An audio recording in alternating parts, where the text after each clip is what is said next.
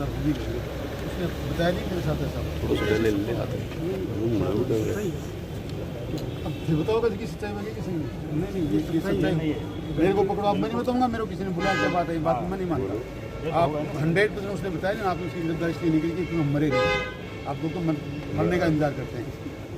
राजवीर ने पक्का बताया कि हम तो अपनी दुकान में सो रहे थे और इन लोगों ने एक राय होकर 100-200 लोगों ने हमको मारा, और मारने के बाद हम जब भाग रहे थे तो एक्सीडेंट हो गया। मैं ये जानना चाह रहा हूँ राजवीर या ये विजय सिंह, इनके खिलाफ 302 का मुकदमा किस बिहाफ में कर दिया आपने? ये एक्सीडेंट का केस था डिप्टी साहब, ये कानून समझो, मजाक मत बनाओ। एक्सीडेंट का केस था, आपने 302 लगा कैसे दी? तो इनकी तो कागज की धाराई, तब एक आदमी को जिसको आप 302 का मुजरिम बना रहे उसको सुनी नहीं आपने, उसके साथ क्या हुआ? आपने हमारा मुकदमा कर लिया 302 में दर्ज, हमारा उनका जो आदमी गिरफ्तार किया उसने, हमको मारने वालों में उनकी कार्रवाई बड़ी जल्दी कर लिया आपने, जल्दी उनकी हुई नहीं अभी तक। 307 भी कैसे साहब? एक्सीडेंट को 307 कैसे कर दोगे आप? कोई फाइनल नहीं कर दिया साहब, तो इन्वेस्टिगेशन करने से पहले उनको हमारा तो मुकदमा 302 का है ना, हमको तो मारा गया है ना, तो 302 वाले को गिरफ्तार नहीं करे, 307 वालों में गिरफ्तार कर लिया आपने। अगर क्या होता है डिप्टी साहब, अगर क्या होता है 302 तो है, ये बोलो ना, ये पक्ष लड़े, ये मैंने सुना है, बोलो जो सच्चाई है।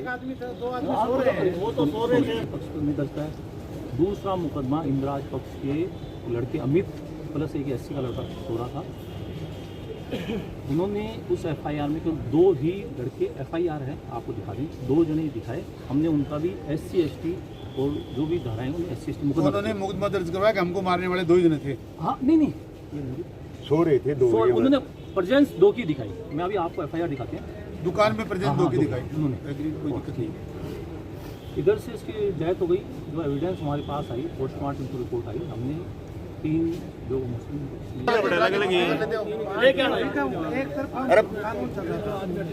आज में 150 को 2-3 आदमी हम मजा करेंगे।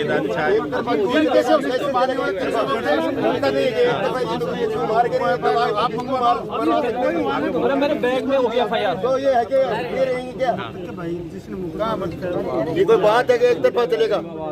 ले वो आए बार ले 10 तारीख को ये आया, इसके पहले कोई सूचना नहीं दिया हमारे को कि हमारे पास आया। इन लोगों जहाँ ये काम करता था इन लोगों ने दबा के रखा था इसको, चोरी होने की बजाय तबीयत बिगड़ती गई तो सीकर जयपुर के लिए रवाना हुए, लेकिन सीकर पहुँचते पहुँचते सीकर में ही दम तोड़ दिया। जो रात को जिस दुकान में काम करता था, जिनके यहाँ नौकरी करता था, उनके ऊपर कोई हमलावरों ने हमला किया और उन्होंने इतना इसको पीटा है, वो घाव भी हमने तो पोस्टमार्टम में सब ने फोटो वगैरह दिखाई, तब हमको देखने को मिला कि उसको पेट पे बहुत बुरी तरह से मारा हुआ था। वो पेट पे मारने से पूरा ब्लड उसके अंदर चला गया, बिल्कुल घायल होकर के डेथ हुई है उसकी। टीचर बताया कि एक टीचर है, एक आसिफ है, एक आरिफ है, ऐसे नाम 3-4 नाम बताए जो हमने उसमें लिख दिए हैं। तो वो नाम बताया कि ये लोग थे। चोरू बाईपास पर 20 तारीख को कुछ जाति विशेष के लोगों ने किसी अन्य समुदाय की दुकान पर कब्जा करने के लिए नमाज के जस्ट बाद सैकड़ों की संख्या में एकराय होकर दुकानों पर धावा बोला, लोगों को मारा।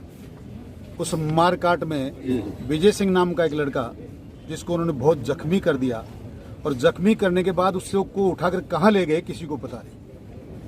तो जनता को, समाज को ही पता चला कि वो व्यक्ति तो मरने की स्थिति में है और सीकर किसी अस्पताल में है।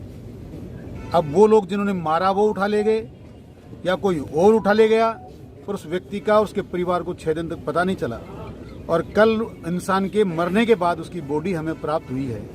ये पता आज चला है कि झगड़ा भी किसी और दुकान का, पड़ोस की किसी दुकान को कब्जे का लेकर झगड़ा था, और उन्होंने इस मजदूर को मार दिया। DVD वहाँ लगी हुई है। आज तक इस नकारा पुलिस ने कुछ देखा नहीं। हम इस जनता के माध्यम से इस बात की मांग करते हैं, ऐसे लोग जो इस प्रकार की घिनौनी हरकत करते हैं और ऐसे कृत्यों में सहयोग करते हैं, उनके खिलाफ कानूनी कार्रवाई की जाए कि पत्नी का भरण पोषण कैसे होगा, उसके बच्चे कैसे पलेंगे, और इस प्रकार की अन्याय करने वाले एक राय होकर गरीब लोगों पर धावा बोलने वाले लोगों के खिलाफ कार्रवाई क्या होगी, इस बात की मांग के लिए हम बैठे हैं। जब तक न्याय नहीं मिलेगा नहीं उठेंगे।